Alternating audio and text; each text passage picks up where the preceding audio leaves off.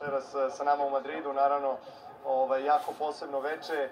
Laureus je jedna organizacija koja je veoma posebna, koja je osnovana pre 25 godina od velikog Nelsona Mandele i Johana Ruperta, koji su prepoznali snagu i moć sporta i uticaj sporta na društvo na globalnom nivou. Tako da imao sam tu čast i privilegiju da već osvojim veliku nagradu Laureusa, da budem prepoznat kao najbolji sportista sveta 4 puta. Evo, nominovan sam i večeras.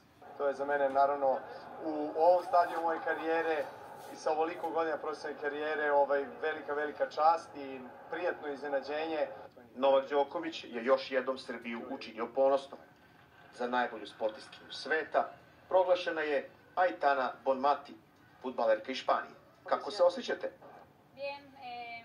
Divno, ponosno. Dobiti trofej za najbolju sportistkinju sveta na jednoj ovako gala svečanosti je nešto jedinstveno. Prva sam fudbalerka koja je pobedila u tako jakoj konkurenciji.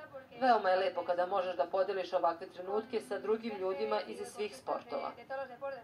Nagradu za uspon godine dobio je Jude Bellingham, fudbaler Reala i engleske reprezentacije.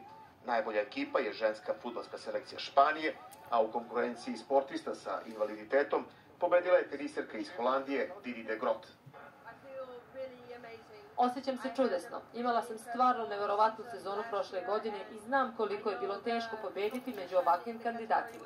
Ovo je došlo kao trešnje na vrhu torte.